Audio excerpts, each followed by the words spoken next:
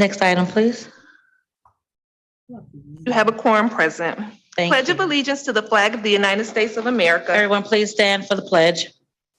I pledge allegiance to the flag of the United States of America and to the republic for which it stands, one nation, under God, indivisible, with liberty and justice for all. All right. Thank you so much. Next item, please. Invocation. Okay, this morning we have the pleasure of having our invocation presented by Commissioner Clark Coleman.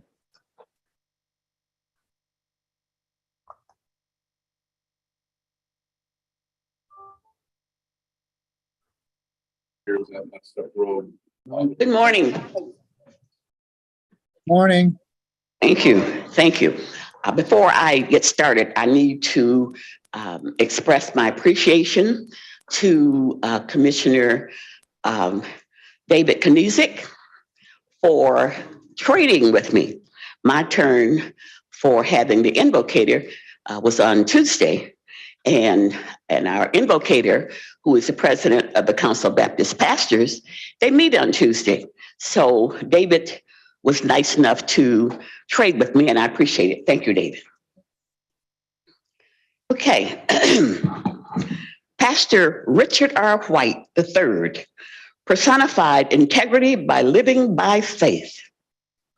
Born to Reverend Dr. Richard R. White Jr. and the late Constance M. White, Richard III accepted God's calling at an early age. He knew as a youth that God had bestowed him with a gift to spread his holy word, and he pursued his talent and greatness. At the tender age of 17, he was licensed to preach at Beth Eden Missionary Baptist Church under the late pastor O.C. Tabb Jr.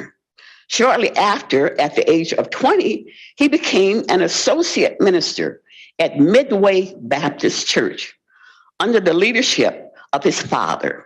At 23, Pastor White was called to pastor Greater Marion Chapel Missionary Baptist Church, where he remained in leadership until 2015, when he accepted the role of senior pastor at Dexter Avenue Baptist Church. Since becoming spiritual leader, Pastor White has spiritually, financially, and numerically strengthened Dexter Avenue Baptist Church. He has worked tirelessly to set a vision for the future and made strides to bring it to fruition, including projects to beautify the edifice, continuing community evangelism and outreach, and growing church membership and ministry participation. Pastor White is a steward of God's word within the city of Detroit and its surrounding communities. He has been elected as one of the youngest presidents of the Council of Baptist Pastors of Detroit and vicinity. He also serves as the third vice moderator for the Metropolitan Missionary Baptist District Association. Previously, Pastor White has served in multiple organizational capacities, including president of the Fellowship District Congress of Christian Education, second vice president of the Metropolitan District Congress of Christian Education, general secretary for the Baptist Missionary and Educational State Convention of Michigan, treasurer and financial secretary for the Council of Baptist Pastors of Detroit and vicinity, and the financial secretary for Kingdom Building Pastors and People International. Pastor White is a lifelong Detroiter who matriculated through the Detroit public school system, earning a diploma from Community and Media Arts High School, Communications and Media Arts High School, more commonly known as CMA. After graduation, he pursued higher education at the Tennessee School of Religion, earning bachelor's and master's degree in theology. Led by God, Pastor White is a devoted husband and father. He shares an unbreakable bond with his wife, Lady Danita White. And as a union, they committed to Christ and pursuing his will. They are proud parents of 3 children, daughter Sierra and Destiny, and a son, Richard IV. Pastor White is a loving husband, father, son, brother, and pastor. Enough cannot be said of his dedication and excellence. Pastor Richard White III has seen the fulfillment of Philippians 4:13 in his life. I can do all things through Christ who strengthens me. He is worthy of the highest honors for his leadership and commitment to the service of the Lord. As a lover of ministry, Pastor White has dedicated his life to feeding the truth to God's people and firmly believes in being led by the Spirit of God. He is cemented in his faith and believes in the prosperity of God's people in every area of their lives. I present to you Pastor Richard R. White III, President of the Council of Baptist Pastors. Thank you.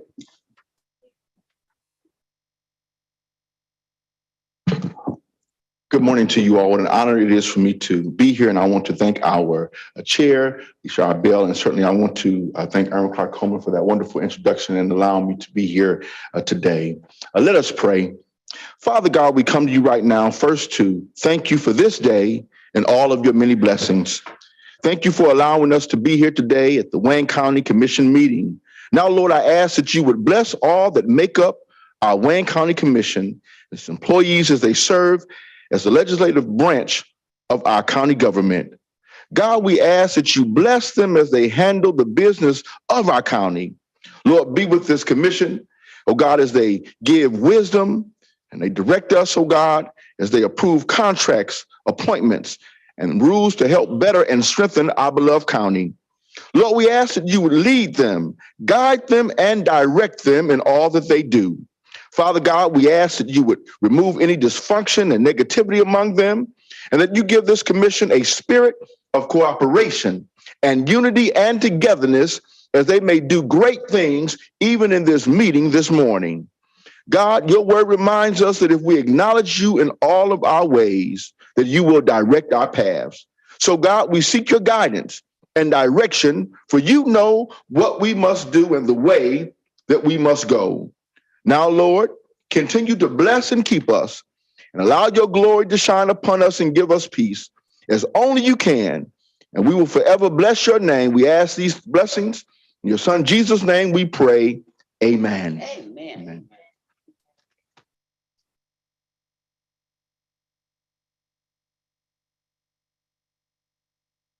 Thank you. Thank you, Pastor. And just for those of you who do not know, the Council of Baptist Pastors is one of the most prestigious faith-based organizations in the Detroit area. So we are so proud and pleased that the president was here to grace us with prayer this morning. So thank you so much, Pastor. Thank you, Commissioner Coleman. Next item, please. Reading, correcting, and approval of the journal. Vice Chair Pro Tem Baydun. Move for approval. Moved and supported. Any corrections to the journal? Discussion? Hearing none, please vote.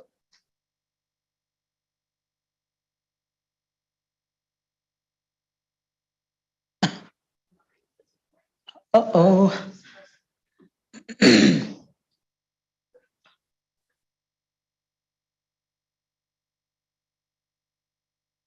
Motion carries. All right, thank you so much. Next item. Report from the chair. Nothing today. Next item. Unfinished business, there is none listed. We are moving to page 2 of the agenda, offering of all petitions, ordinances, resolutions, and presentations. We have one item listed, an update on the criminal justice complex. Okay, thank you. We had a relatively short agenda today. And again, for the benefit of those on Zoom and on the telephone, we vet and go through all of the items thoroughly in committee, and then they come to full board for final disposition. We didn't have many meetings over the last couple of weeks. Excuse me. So I asked if we could have Corp Counsel, Mr. James Heath, if he'd come give us an update on the criminal justice complex, because we are approaching the end of the project. And this discussion today will take place in lieu of the CJC committee meeting that is chaired by Commissioner Anderson. So as after he gives his report today, if there are any questions, he'll certainly take those questions today. And again, this will be in lieu of the meeting that we would normally have after full board. So Council, I'll turn it over to you. Good morning, and thank you very much, Madam Chair. James Heath, Wayne County Corporation Council. Happy to pitch hit today, and so thank you for allowing us to be here. Before I start, if you could indulge me for a moment, I'd like to say a few brief words about Nkrumah Johnson Wynn. All of you probably got e-communication and learned of her passing. Those of you who have been on commission for a while have undoubtedly seen her over the last several years. Nkrumah was the chief of our municipal division. And so what that means as a practical matter is that she didn't do much for Wayne County, just had jurisdiction from our office over elections and public health. And I first met Nkrumah years ago.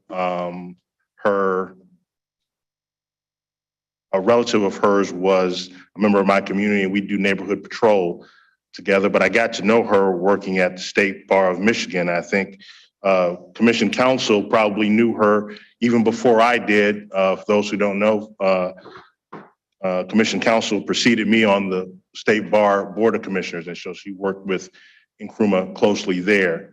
I will forever believe that one of the best things I've ever done as Corporation Counsel is convince Nkrumah to come work for Wayne County after she left as Associate General Counsel there. She was a friend.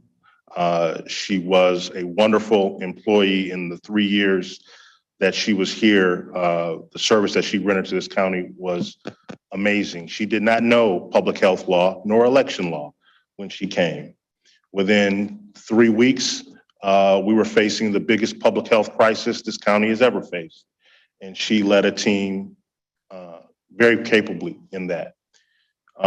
Within a year, she faced one of the most impactful elections we've had ever in this country. And she represented the clerk, the County Board of Canvassers. And I won't say single-handedly, but she led a team that assisted the clerk and the Board of Canvassers in literally saving Wayne County's votes. I know a few things. Wayne County is better off because of her. I would not be State Bar President were it not for Nkrumah. She mentored me, taught me, guided me in many ways, and we will all be forever indebted to her. The first State Bar President was a man named Robert B. Hudson, and he said that no organization of lawyers can long prosper which has not as its primary objective the protection of the public. He did not know Nkrumah, but he certainly was speaking of her in 1935 when he said that, because outside of caring for her family, her beloved husband Barry, and her daughter Cynthia, who just graduated with her master's degree from the University of Michigan in public health, outside of them, her faith, Nkrumah's primary objective was the protection of the public, and in these last several years, protection of Wayne County citizens. And so I just want to acknowledge her. I appreciate you indulging me in that. Her funeral will be this Saturday at Ebenezer AME Church, 5151 West Chicago at 11 a.m. Information has been sent out via e-communications. If you have any questions, please contact me. I want to thank Victoria for leading the effort in terms of flowers and all of that. And so if you have any questions or comments or anything like that, I'll be happy to receive them and pass them along. Thank you, Madam Chair, for allowing me to mention Nkrumah. Thank you, and you have our deepest condolences during this difficult time. I'm sure that your Corp Council is experiencing in all of Wayne County. So thank you for that wonderful remembrance of her, and we will keep her family and you all in our prayers. Thank you so very much. CJC, and I'd like to acknowledge we have Carter Fisher here, Victoria's here, Aaron is here as well, and they can supplement any of my comments or ask any really difficult questions that you might have. We have reached, I will say, we're approaching a milestone. Since I've last spoken to this committee, the subcommittee, I should say, is aware of the discussions we've been having with ROC about nearing substantial completion. Substantial completion is an agreed upon state that is not so much a date on the calendar, but more importantly, a state of construction, A, and then B, an agreement between the parties that we have reached that milestone. Earlier this week, ROC gave us their thought that they are very, very close to substantial completion. That process is they've sent us a formal notification. County, we have reached substantial completion. The jail is ready for its legal and intended use. The county then has formally 10 days to respond to say, yes, we agree, no, we don't agree. If we don't agree, these are the issues that we think are outstanding. In the spirit of cooperation, what ROC has done is given us kind of a soft statement to that effect. And so we are in the process, received that Monday, we are in the process of working with our consultant CGL to respond in a similarly less formal way. The reason for that is important because there's been a real spirit of cooperation between our two parties throughout this project. And as we talked about at our last meeting, arbitration is the byproduct of any sort of disputes. And so the issues that we have worked on are incredibly large.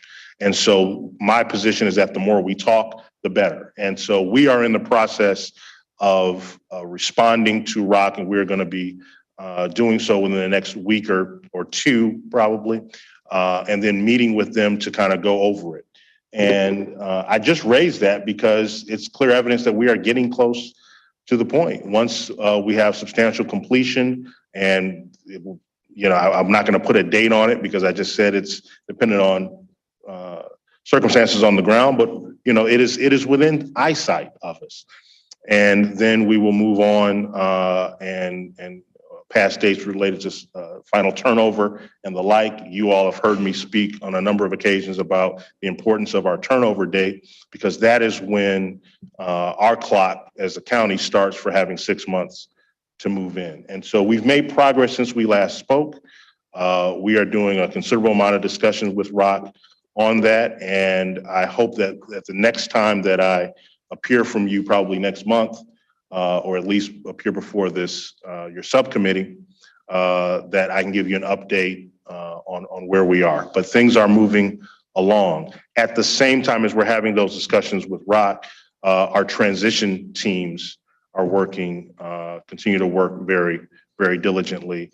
And, we actually are going to be having some presentations in the weeks to come about our transition plan. And then once we kind of formalize that, that may be a subject that the subcommittee would like to hear about, or even the full commission as we get closer to that turnover date. And so things are going well. We are excited.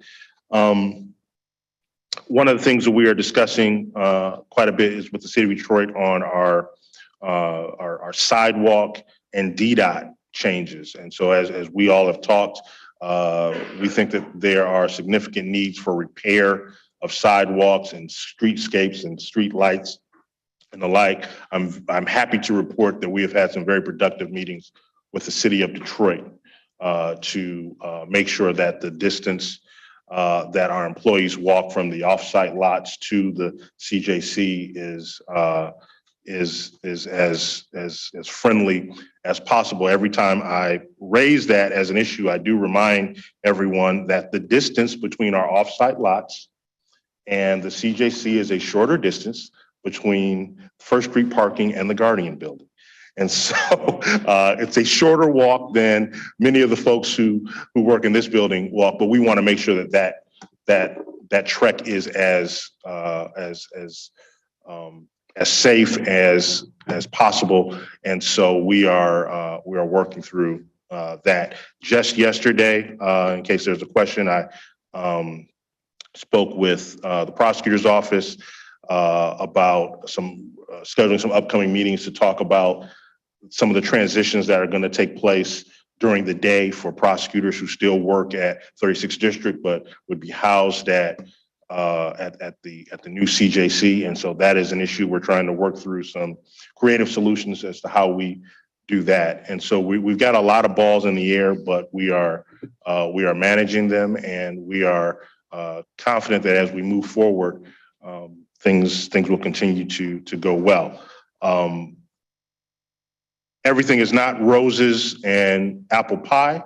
We are in the process of having discussions with ROC about environmental costs.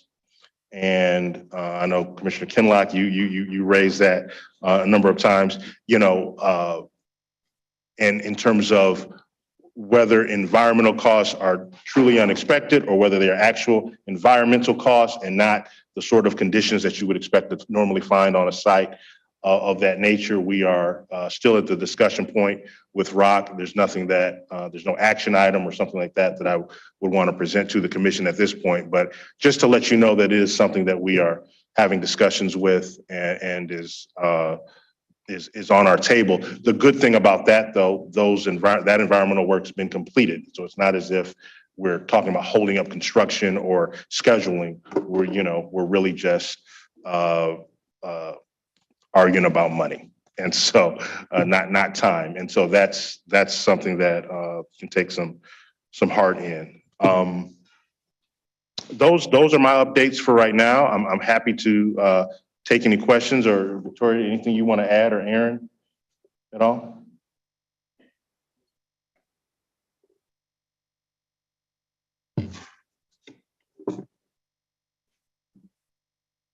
Good afternoon, through the chair, Aaron Wagner. So the transition teams have been working very closely with the different departments. There has been very good coordination on the checklists and making sure that they've got things dialed in as it relates to the activities we've identified for them to be able to move into the building. As James had talked about, that's primarily with the interior piece. Exterior, we're working with the city to make sure that, we do have a safe pathway and walkways getting to the building. In addition to that, there's activities that are happening at HQ to make sure that dry goods storage, extra things are happening. So we'll be able to not only move into the building, but maintain a steady supply chain of materials and goods that are needed for not only JDF, but the adult detention facility. So it's really working in these coordinated efforts. So it's encouraging that we've got such good, strong participation from Sheriff's Office, from Prosecutor's Office, working with the Clerk's Office. So the key stakeholders and the courts in moving towards this finish line. It is a very large project that is taking on many stakeholders, but it's encouraging that we are, when we come to challenges, working together to get to that finish line. Thank you. Through the chair, Victoria Ennis Edwards, Human Relations Director. So just to piggyback on Aaron's point, so the word right now is coordination. So we are at the part where we're hoping to see that wonderful, as I love to call it, the box, the outside. We're coming to the end. The coordination now is on the inside as well. And it's down to several levels. So one of the areas I'm most involved in, as you always hear, is FF&E, furnitures, fixtures. That's the best way to remember it. It's all the other stuff. So the other layer of that is not only the coordination to get the items into the box at the right spot for the right users, making sure, but also looking at the coordination as another opportunity for our businesses. I'll give you an example. We've had one vendor who won a bid, local, minority, woman-owned business, large $1 million bid. She was able to work on the project. Because of her work ethic, she expanded in a different area. Never thought we'd need it. And now we're looking up with the coordination of bringing items in, working with other vendors. They're little pieces that you don't know you need until you need them. Those are areas where we're looking at our smaller businesses and we're able to then have that layered effect come down and coordinate their moving us in. Is it part of installation? Is it that one little piece we didn't think about? So we are still seeing a multitude of opportunities. They're small, but they're still opportunities and they add up. One of the things that I'll say, this honorable body, you approved the Source Blue contract. That has been just a plethora of blessings over and over again. Because not only have they been able to assist with the procurement portion of it, but the expertise that they bring when you talk about the coordination of trying to pull the items into the building, then working with all the end users, because everybody has the basic need of, I got to do my job. Pens, pencils, a desk. But everybody has a specific need to their task. They have been able to take all of that information, pull it together, and then make sure that every item that is coming in, not only are they squeezing Lincoln off of the penny on these things, they are making sure that you have what you need and then drilling down and asking, do we have small businesses that are local, that are registered, that we can use for it? So there's another layer. So it is when James said we have a mini balls in the air, not only we're jump roping too, because we're making sure everything's going on. And then how can we do something better, or what else can we pull out of this experience for our businesses and for Wayne County? So it is an immense project as far as the coordination. But I would say I always get to kind of report on the fun stuff. There's a lot of silver lining. Nothing's perfect, but I will say again, it's been a great project to be able to coordinate all of this together. And I look forward to, seeing the whole thing open up. And we're still going to fight about money because, again, being good stewards and making sure that we can get the best for our citizens, but just continuing those efforts. And again, we are at over 54% of every dollar on this project has been spent with Wayne County business. And I think that's something we should all be very, very proud of. Thank you. Thank you. Okay. Questions if there are The any? question, okay, and obviously this is the largest move that we've had since we moved to this building here. And that was a lot of coordination between the different departments, making sure everyone was on the right floor and all of the equipment came with us. So this may even be a little bit larger because we're moving our incarcerated individuals plus the departments plus everything else to a brand new building and all of the brand new building things that come up that you don't necessarily expect and, kind of could go a little bit sideways, but we're thankful for this team that you have done an excellent job getting us right up to the goal line, and soon we'll be in the end zone. So thank you for that. We do have a couple of people who request to speak. Commissioner Anderson. Thank you, Madam Chair. James, good morning, everyone. Thank you all for being here. I appreciate you, Madam Chair, having this instead of, and allowed us then not to also have the committee meeting. And give the opportunity for other commissioners that aren't on the committee to ask questions. James, I just wanted to ask you, I know the May 30th date is the turnover date is a sort of a moving target right now. Do you anticipate, if you had to say percentage wise, how likely is it that we will still make that date? Turnover? Turnover. No, turnover will not be May 30th. We are still in the process of determining substantial completion. So, and that is probably, I could not even promise you today that we're going to have substantial completion at May 30. We are in the process of reviewing the items that the contractor and the developer believe are complete, and we will be giving them our answer to that.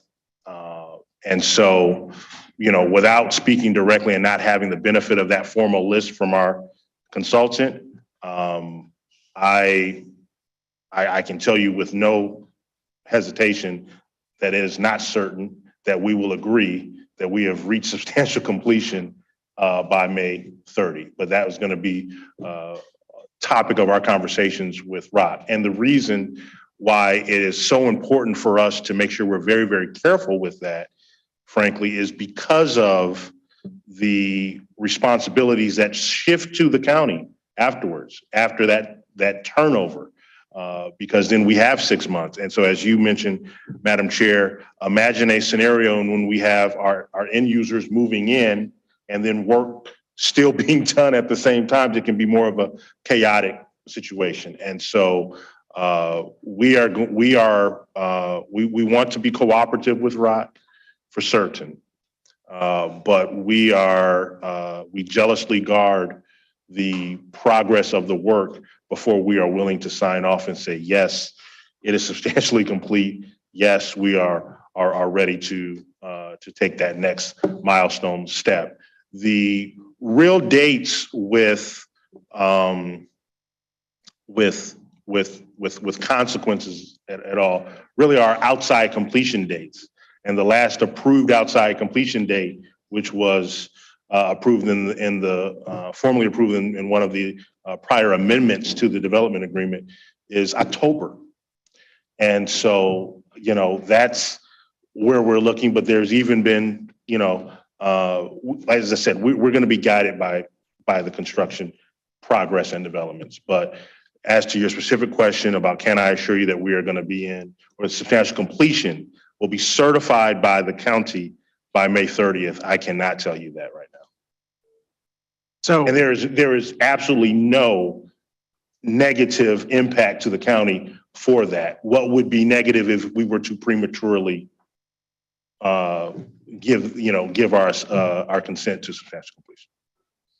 I guess one of the things that I've got in the back of my mind too is that that date is paramount to when we start moving in, correct? What that date is, and then even if it were May 30th, then we would have 6 months. So we're looking at November, still be moving. Even beyond that, so we would have, remember, our 6 months starts at turnover date, which is different than substantial completion. Okay. Right. And so even between turnover and substantial completion, there are other things that ROC has to meet. And so substantial completion is really just that first step towards turnover date when, keys are handed to the county. And that is what starts our 6 month time period. So. Because I'm thinking the longer, whatever that date is, and when the date is that we're starting to move in, how are we going to manage if it's into the winter time? And that is something that's ticking, that clock is ticking too. So that's a fair point. And in talking with CGL and our consultants, condition of the weather, we don't feel is going to have any impact on the ease of transition, quite frankly. The trucks might just drive a little slower getting to the facility from our existing, but we don't think that the weather is going to affect our transition. What I am more concerned about, quite frankly, and why we're holding the line is work continuing to be done while we try to transition. That would really be something that would negatively impact our efforts, and then put that 6 month time period that I know the commission is aware of in jeopardy. With the move in and the coordination, do we have a tentative plan right now of how or is that being worked on still, the different users, end users, how that's going to work? Because is going to take, as you know, a lot of planning. Yes, the answer to that is yes. And so that is the presentation. And I think before we get to turnover, quite frankly, an overview perhaps to your committee or to the full board by our CGL transition team. And CGL is really combined into two parts. They've got the construction consultants. Those are the folks who have presented to you in the past and who you are familiar, your favorite, Jay Shandor, was one of those construction consultants. But they also have really where all the action really is right now is with our transition consultants. And so those are the people who are working with our end users every day. And I do think it is appropriate in the months to come for them to give you a broad overview of kind of what our transition plan, once that clock starts ticking, once it's time, what that looks like. And so I think that's an excellent idea. The couple more quick ones. One of them is, as far as the issues that came up recently about the clerk's office concerns, has there been any discussion, continued discussion about that that's maybe reaching a resolution? A lot of discussion, no resolution. At this point, we continue to work through the issues. For those who were not a part of our last subcommittee meeting, document storage and management is an important issue that we face with the clerk and her responsibilities. And so we continue to speak with her office on that and hope that there will be a resolution shortly. And that the last thing I have is the security for the folks that'll be there at employees. If they're going to be parking, some of them are going to be parking offsite at the offsite lot. The security for them to come in and leave, how is that handled? I haven't really seen a security plan for the complex and how that's going to work. If there's going to be turnstiles or something like that at a certain point, if they're walking off, or is it going to be are they going to be transported, the employees, to that offsite lot? So and that's number one, security at the facility is going to be managed by the Wayne County Sheriff. And so they are in the process of developing and presenting a plan for site security once we move in. We are looking at vendors to help us manage the off-site parking lots. But as I said, the distance between the lots and the CJC are relatively shorter than what we have right now. And so even today, some people use the shuttle here, some people walk it. And so that is something that is still being formulated about what amenities are going to be offered there in that regard. Thank you. Thank you, Madam Chair. Thank you so much, Commissioner Kinlock. Yes, James, I want to thank you and your team for just the wealth of information that you've given us in the CJC committee, but not only in the committee, but in between those meetings as well. I look forward to us getting to the substantial completion on date, but like you mentioned, more importantly, we want to make sure that this project is absolutely substantially completed before we agree to ROC's determination. So what is paramount is not rushing to accept that substantial completion date because we do not want, like you mentioned, and we've discussed this several times, to be participating in the move while we are doing additional work. Yeah. So, thank you. Thank you. Thank you, Commissioner. Additional comments, questions? Chair, I did fail to mention that May 24th has been arranged for a tour date for commissioners that wish to attend. Should have all received an email from Tim Johnson, and I think that's the date we came up with, that we have the opportunity to see the state of the construction at that point. And substantially, I believe there's a lot of things different than the first tours that we saw. Well, thank you for taking that tour, because I think that'll give you some context to the issues that I'm discussing. So I appreciate you all taking your time to do that. Thank you. All right, well, again, this is great, good information for those who are not on the subcommittee to get the update as to where we are. And as we move forward, we will get additional information and you'll keep us abreast, of course, of when the turnover time will be and then when our clock starts ticking, because we want to make sure we stay within that 6-month time frame. So thank you, your team, for coming in today. If there are any questions that anyone thinks of after today, I know their doors are open to address any concerns that you may have as we move forward. So thank you for that today. And we look forward to this project coming to completion sometime this year. Thank you. Before we go on to the next item, Madam Clerk, I'd like to recognize former Commissioner Phil Kavanaugh, who I saw walk in. Phil, hey, how are you? And I'm amazed that I could even see that far, but I think I recognize that. I know you enough to know what you look like from a distance. So good to see you, sir. Madam Clerk, next item, please. We're moving to reports from committees. Report A is from the Committee on Public Services. There are 2 items listed. Thank you. Commissioner Marecki? Thank you, Madam Chair. I'd like to move items 1 and 2. There's support? Support. Okay, moved and supported for the Committee on Public Services, items 1 and 2. Any discussion on those 2 items? Any discussion? Commissioner Basham? Thank you, Madam Chair. Item 2 is a retroactive 5-year comparable source contract. But I read the reason this comparable source is because it was a passing of the owner. So just to let you know, I'm always going to ask about comparable source and retroactive. So I will reluctantly support this. Thank you. Thank you, sir. Any additional questions or comments on public services? Hearing none, please vote.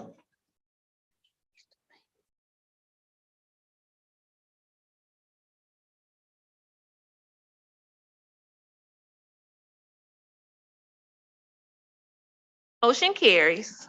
Thank you so much. Next item, please. We're moving to page 3, Report B from the Committee on Ways and Means. There are 2 items listed. Commissioner Kinlock? Madam Chair, I move approval of items 1 and item 2 under Support. Ways and Means. Moved and supported. Any discussion on the 2 items on the Ways and Means report? Discussion. Okay, hearing none, please vote. Uh-oh. Going too fast.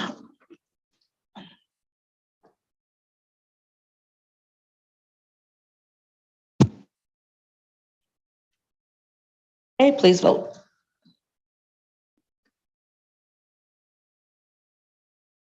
And carries. Okay, next item, please. Upcoming meetings. Please note the upcoming meetings. If there are any changes, please let the clerk know. Next item. We're moving to page 4 of the agenda, new business. There are 4 items listed on the agenda and 3 on the addenda. Item number 1 is requesting commission approval of the appointment of Angela Bullock as nominated by Detroit Mayor Michael E. Duggan to the Detroit Wayne Integrated Health Network Board. There a motion? Okay, is there support? Support. Moved and supported. This is I'm sorry, what are we doing? Okay, as you know, this is something that, per the new authority, it's not new anymore, but the Public Act that the mayor recommends and the county commission still has the authority to, make a final decision on the recommendation from the mayor's office. So this is, his recommendation. Any discussion? Okay, please vote.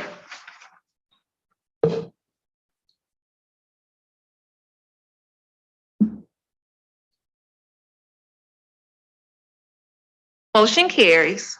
Okay, next item. Item number 2 is a receive and file item, a letter from Jeremy Orr submitting his resignation from the Wayne County Jury Board. Okay, this is a receive and file. Is there a motion? A motion by Commissioner Hayden, supported by Commissioner Kinlock. Any discussion? Hearing none, please vote. Motion carries. Item number 3 is a pass for the day. Do we need to take action on that, Madam Clerk? Yes. Okay. Gonna ask for a motion to pass for the day, item number 3. So moved. Moved and support to pass number 3 for the day. Any discussion? Please vote. Motion carries. And number 4. Item number 4 is requesting commission approval of amendment number 1 to a 3-year purchase order terms and conditions with 2 one-year options to renew between the Charter County of Wayne and Phoenix Trading, not to exceed $251,048, changing the option to renew to purchase hygiene items for inmates. There a motion for this? Moved by Commissioner Hayes. Is there a second? Second by Vice Chair Pro Tem Baidoon. Any discussion on this item? Pretty cut and dry. All in favor, please vote.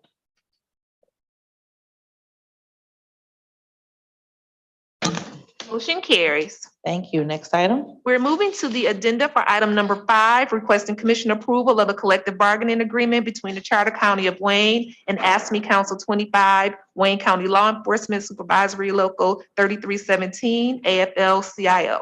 All right, we have before us our Labor Relations Director. Sir, if you give name and title for the record and discuss this item, please.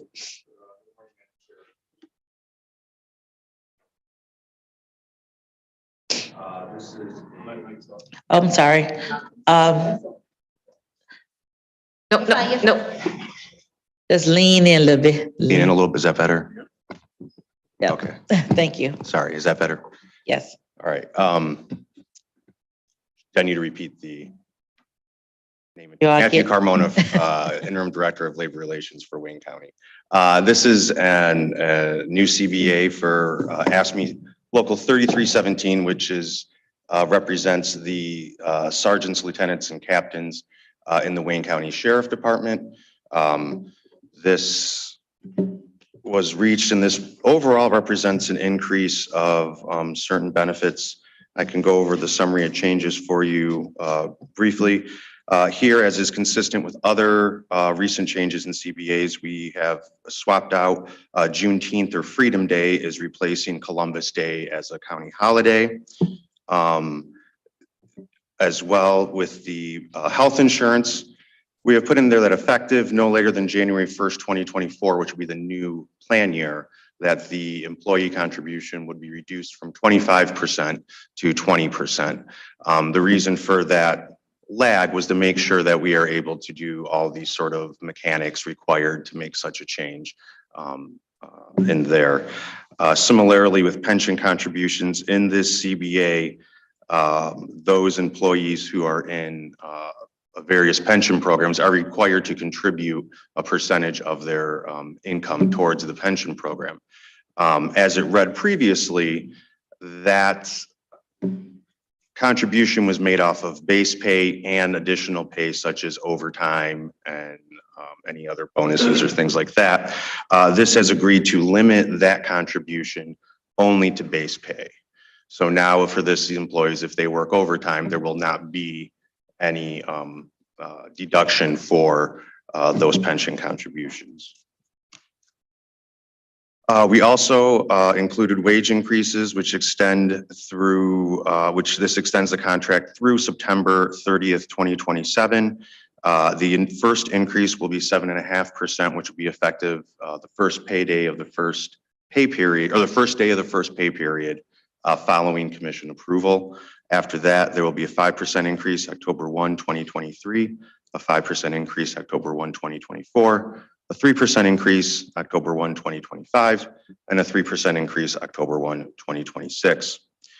Another change that was made was previously when a employee was promoted into sergeant or from sergeant to lieutenant, the timing of any increase was done on a date certain as opposed to that person's anniversary date, which resulted in some people waiting, depending on the time of the promotion, could be close to 2 years.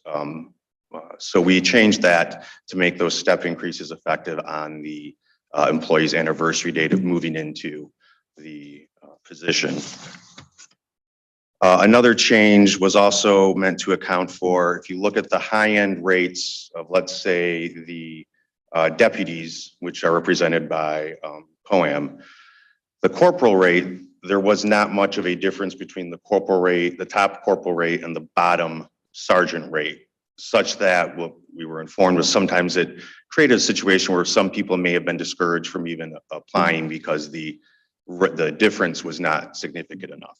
So what we did here was we made it the greater of the entry rate because people are eligible before hitting corporal. So you could have somebody who maybe isn't at the corporal rate and promotes into sergeant, and the existing sergeant starting rate does represent a significant wage increase. In such case, they would receive that entry rate. However, if the person is then that closer spot from the top of the range, that would be at least a 7% wage increase. So we're looking at the greater of 7% of their then current rate or the base rate. And then after that, their next increase would go right into the step systems or the pre-existing steps and move forward from there. And then, we've all heard a lot about recruitment and retention. This agreement also provides for significant retention bonus or retention stipend, where on the 1-year anniversary of the commission approval, employees who have been with the department for at least a year would receive a one-time $10,000 retention stipend.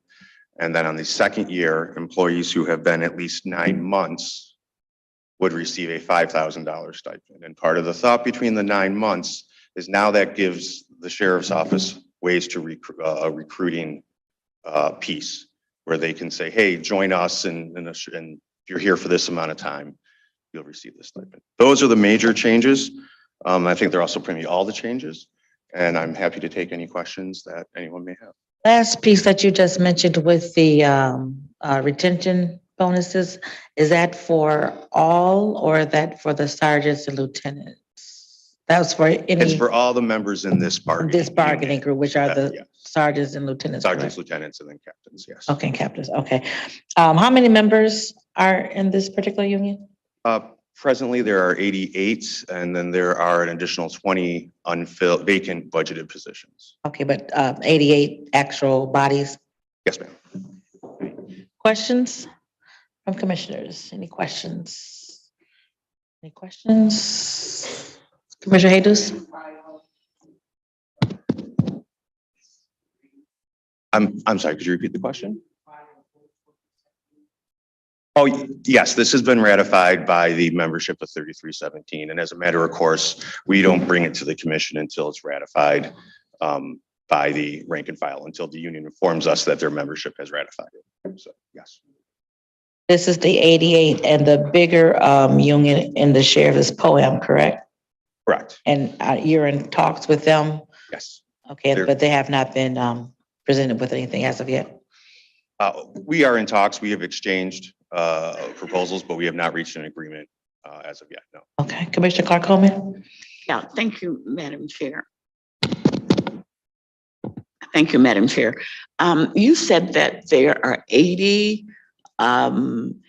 lieutenants and sergeants. Is that what you said? And 20 vacancies? Yes, actually, the specific number will be 88, and that would be lieutenants, sergeants, captains. And currently, the information I'm given is that there's 20 vacant budgeted positions. So is there a reason that these promotions, and they would be promotions, haven't been acted on? Under the terms of the CBA, they do have to go through a testing. There's a test that's given. I believe I can't recall the frequency, but there is a test given and then a promotional list. There could be, and I don't know exactly, so I know I don't want to say this is the exact reason, but sometimes there is a lag when, say, the promotional list runs out and then the testing needs to occur. I believe there was a recent, I think it was a sergeant's test, I'm not 100% sure, but there was a test recently. Okay, so in this there part. might be a promotional list in existence. Is that what you're saying? My understanding is there is not a current promotional list, which is Okay. part of the reason, like it's either expired or it's been exhausted. And so, but there is testing that is going on to create a new one. So they are currently testing to create this new list. Correct, I believe, and I do not recall if it was sergeants or lieutenants, but I do believe there was a test for this bargaining unit within the past couple of weeks. That would be important to get those positions filled, and there should be no reason that we should not fill those positions. That would incentivize the because I guess they would be coming from the ranks. Typically, of yes. What? Deputies? Yes, ma'am. So that would certainly incentivize some of them to stay on if we could fill those positions. Absolutely, and that is part of this too, is to incentivize. I think when you look in total, some of these things taken together, it is to incentivize some people who maybe were on the fence. Do I want to take the test and become a sergeant, or am I okay where I'm at? You know, everybody's different and everybody has their own sort of decision tree as to what motivates them and doesn't. And so I think this was designed, that part of the thought behind this was to get people who may be on the fence to say, you know what, yeah, now it's worth it. I'm going to go out and throw my hat in the ring and take the test and see where it goes. Commissioner Killock. You. Did you say the stipend was $10,000? Yes, I did. Oh, that's great. So, among all of our positions, there is a lot of concern as it relates to wages and benefits. Just wondering how many other unions or how many other bargaining units that you're actually still having negotiations with? Yeah, so most of the contracts are actually closed, but we are in discussion about those exact issues. With I know the POEM contract expires in September 30th, so we're in active bargaining. Whatever else is going on, we have active bargaining with them. We are still closing up another one with IUOE, finishing that, but then we are discussing with the other unions as to what could be done and where we could move, even though their contracts may not be for some time. Okay, the commission, as you know, per the charter, sets compensation and compensation. And the commission has set up a task force to review and to look at this crisis at this particular point. So how will we, or how would we be able to effectuate any suggested changes in regards to any suggested changes that may come from the information that's gathered, both from these task force and other information. So how are we able to work with you all to effectuate, bring about any sort of recommendations that will come from that, in regards to collective bargaining units? Would you? Yeah, well, so any changes with regards to employees covered by a CBA need to be bargained. I mean, so that's essentially how it's effectuated, is you go to the bargaining table and, Because I understand that. So we just want to make sure, because even right now there is some disparity as relates to some of those I guess salaries, and even more so the compensation. There's concerns around health benefits and some of those things there. Yeah. And that's one of the challenges, I think, when you have just a union environment in general, is sort of the, how do you go first? How do you get everybody together? Because you have to bargain with each bargaining unit. We can't just say, this is what it is for you guys, or this other group did this. You have to bargain with it. And that, takes time. And that's what we're doing. I'm going to reach out because I have some questions. Can we establish the options associated with the benefits? I'm not sure if I understand the question. That these are what you all are able to consider as you're bargaining or negotiating with the respective unions, that these are the options. Can we establish that I'll talk to you further offline as far as us and setting those compensation options? Yeah, I would be happy to talk to you about it offline. Just I think that might be just a better forum to make sure that. Yeah, absolutely. Okay, thank you. Exchanging good information. I don't want to do it off the cuff here and then regret saying something that maybe I shouldn't have. Thank you. And benefits is what we'll be discussing at our next benefits task force, actually, specifically benefits. So Commissioner, you're welcome to attend, as all commissioners are, to hear that discussion as we try to come up with some suggestions that we want to offer to the administration moving forward. So thank you, Commissioner. Commissioner Clemente? Thank you, Madam Chair. I was just doing a little more research. So it's a one-time 10,000 retention, and then after 2 years, there's a 5,000 also for retention? That's correct. Okay. There's no amount of time that they have to stay after they get these retention No, and stipends? good question. No, that was not part of the agreement and is actually part of the reason for the delay as opposed to doing it now. Because what we didn't want to see was, okay, upon commission approval, which is sometimes done and makes sense in other scenarios, Mhm. and then have a bunch of people take the money and retire, leave, whatever. It would defeat the purpose. So yes, that's that. All right. Oh, I'm sorry, Commissioner Baker McCormick.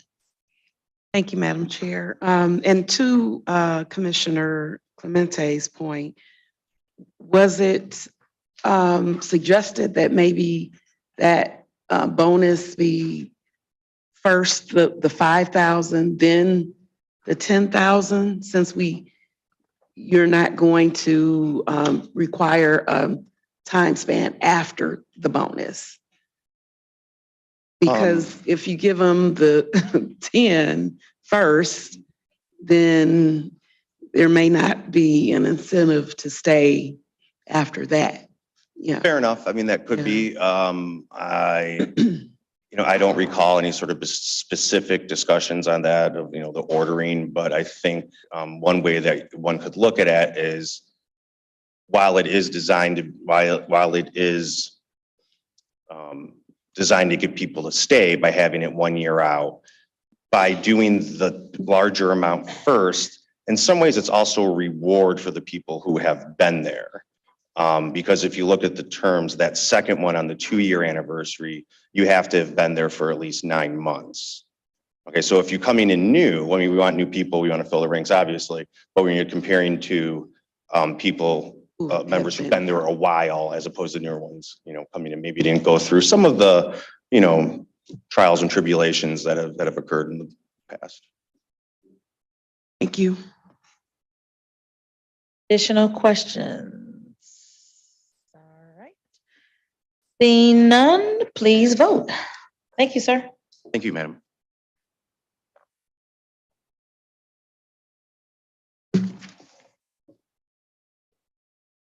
Motion carries. Thank you so much. Next item. We're on item number 6, an ordinance to amend chapter 177, section 1774 of the Wayne County Code of Ordinances, known as the Women's Commission Ordinance, to clarify the member appointment process and the membership term. A couple of amendments to the ordinance. This is going to be a pass for the day, and this is going to be the first reading, and then we'll come back at the next full board meeting where we'll have a public hearing and vote to accept those amendments. They're pretty minor, just talks about the term and give a little bit more flexibility for appointments. So their motion to pass for the day.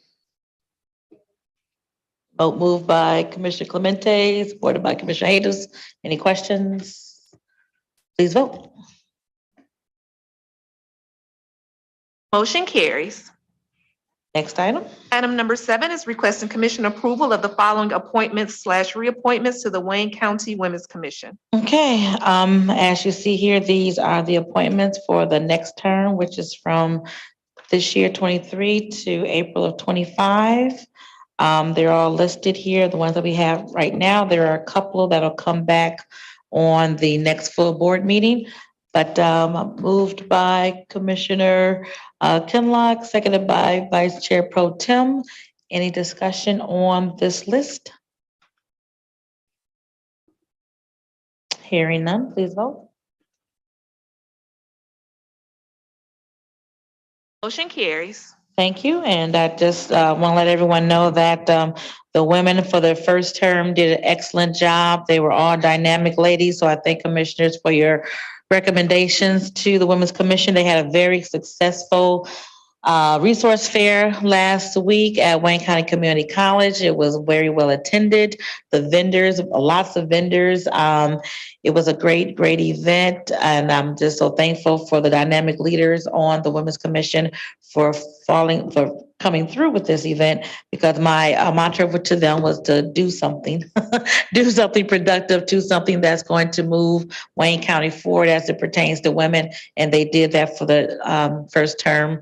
So in your mailboxes, there are certificates for your appointees celebrating their first term. So please, at your leisure, make sure that your appointees for the first term receive those certificates, thanking them for their service. I did. Yeah, they should be in your mailbox now. Yeah, for your past. Yeah, it should be in your mailbox. And if it's not in your mailbox, let me know. All right, thank you all. Next item. We're back on the agenda, page 5, testimonial resolutions and certificates of appreciation. There are 6 items listed and 1 on your addenda, item number 7. Is there a motion? Moved by Commissioner Jesus, second by Commissioner Baker McCormick. Commissioner Marecki. Thank you, Madam Chair. I usually don't comment on this, but I had a really fun one on number 5. I was invited by Northville Township to honor Jake Moody for his accomplishments, and this is for football fans, his significant accomplishments at Northville High School and at U of M football programs. But the fun thing was about a week later, he was drafted in the 3rd round with the 49ers. And he's the highest drafted kicker since 2016. So that's very exciting for Northville. All right, that is exciting. Thank you, Commissioner. Go Northville. Right, very good for him.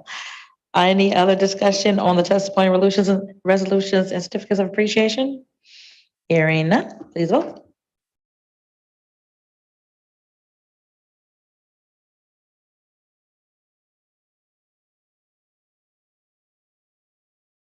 And carries. All right, next item, please. We're moving to memoriams. There is 1 name listed. Okay, and then of course, we're going to add the name of Nkrumah, our dedicated Wayne County employee, to this list. Are there any additional names to be added, Commissioner Baydun? Yes, Madam Chair, I'd like to add one name.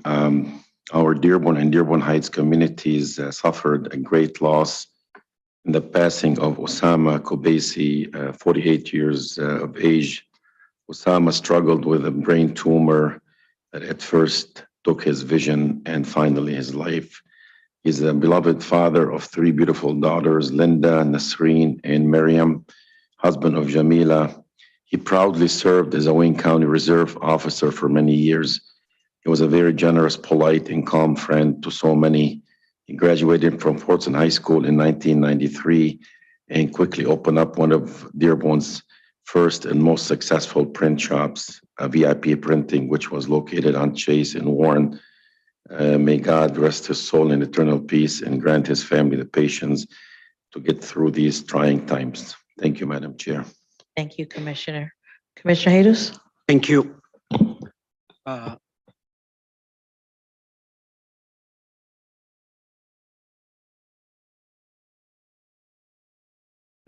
Great person and leader. His name, George Saad. He was involved in all the positive activity in the community and the region. And he ran a business in Detroit on 4th Street. He have a gas station and liquor store. He been person who really bring a lot of positive thing to his friend, family, and the whole community. And his viewing is going to be on a Friday at St. Mary Church in Livonia. So we lost a great friend and a great community leader. Thank you. Thank you, Commissioner. Anyone else to add to our list of memoriams? All right, hearing none, if everyone could please stand for a moment of silence.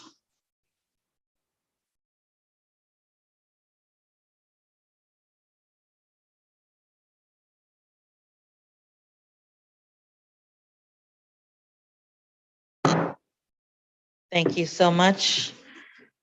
Again, our deepest condolences to people, everyone who's lost someone, especially, as I'll always say, to those who have lost loved ones to senseless gun violence that we unfortunately see every day. So keep all of the families in our prayers. Let me also at this time recognize Kenya Ruth. Is she here? Hi, she is the chair of our DWIN board. Thank you for being with us today, Ms. Ruth. Thank you, thank you. And I don't know if you have anything, but we're moving into public comments. So at this moment, if there's anyone on Zoom who would like to offer public comments? Anyone on Zoom? No one on Zoom? Anyone on the telephone who would like to offer public comments? Anyone in the chambers?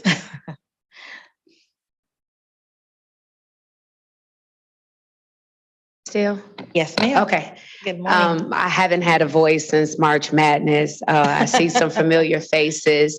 I am a sports mom, and I'm always that mom that's yelling, "Get back! Yes. Box out!" So this past couple of weekends, my oldest, he has been honored being able to tour on the Under Armour tour. So I'm still yelling. During the press conference when DWIN was awarded the $225 million, I see my fellow board member, Commissioner Jonathan Kenlott. It took me 3 days to get home, so I got dressed in my suitcase. I didn't have a coat on because I came from beautiful Phoenix. I'm not bragging because it took me 3 days to get home. You just resonated when you told me, when you announced the football player. I am the board member that I've been advocating to give mental health swag. And what I mean by that is we are amazing in the mental health community of responding to tragedy. Mental health does not discriminate and have a preference of ethnicity nor age group. So when it comes to our children, I am of the moment that I believe as though I am responsible for all children. Because at some point in time, all children paths will cross, and I would like it to uncross peacefully. So I'm advocating for us to do a campaign geared towards our student athletes, because if we get them on board, the rest of the children will follow. So that's when I'm here. I'm hoping I have everyone here's support. I'm ringing the bell from my position. I was privy to walk into Somerset Mall a couple of weekends ago, and U of M football team was there. And I met the young gentleman who was leading the charge of mental health. I cried for 15 minutes because I was so humbled by his charge and his take charge of being responsible, of us having conversations about mental health. The children are ringing the bell, and we are reaching to levels of catastrophic. Thank you for your time. Thank you so much, Ms. Ruth, and please feel free to come back and present to us whenever your schedule allows. Thank you for the work that you do on the DWIN board. Thank you. Anyone else in chambers? Any emails? Okay. From Anthony Plessia. Dear Commissioners, the World Health Organization is adopting amendments to the international health regulations that are intended to cede control of national, state, and local pandemic measures to itself. For example, it changes the IHR regulations from non-binding to mandatory instructions that member states undertake to follow and implement. It also sets up surveillance processes in all states and enables the WHO to share country data without consent. Will you stand up to this illegal power grab by the WHO? Will you refuse to enforce it? The Biden administration wants to proclaim that they will supersede local and state laws, but the reality is these amendments violate our Constitution. For example, the aforementioned surveillance processes violate the Fourth Amendment. As such, the regulations themselves are unconstitutional and cannot be enforced. for that matter, any international regulation, treaty, or accord that violates any provision of our Constitution is unconstitutional. All right, thank you so much. Next item, Reconsiderations, there are none. Next Remark- item, remarks by members. okay, Commissioner Dobb. Thank you, Madam Chair. I was just about to press my button. So we didn't get this done in time for the agenda, but I wanted to thank Commissioner Marecki and Grace for helping me to prepare a certificate of appreciation to my legislative aide, Francesca Rocco. Today is her last day with us, and I'm gonna hold it up so you can see here. I just wanted to thank her so much for all of her work and support in my office. I could not do this job without, an amazing staff, and she's definitely been amazing. I won't read this out loud, but you can read this to yourself later on. We've just had such a great time working together. She's just wonderful. And if you know her, you know Francesca's wonderful and amazing. I don't know how many times I'm going to say amazing, but thank you for everything you've done. And we have donuts in the office, so please come on up afterwards and get a donut. There's so many donuts. Please come and get one. So many donuts. Come and say hello and goodbye to Francesca as we wish her the best of luck in her next journey. Thank you, Absolutely. Madam Chair. Thank you, thank you. I hired Francesca because of her dynamic personality. She was stolen away from me by Commissioner Dobb. But that's I'm okay. not sorry. She stayed in the family.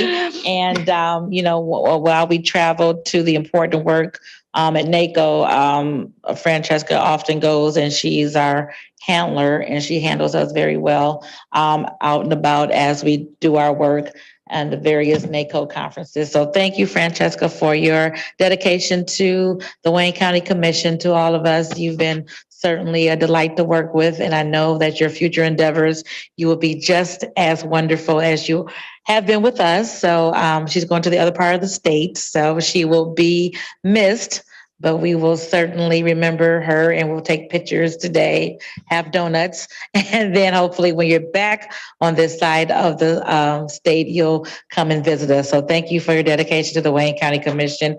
You'll be sorely missed. And I know that Commissioner Basham wants to say some glowing remarks as well.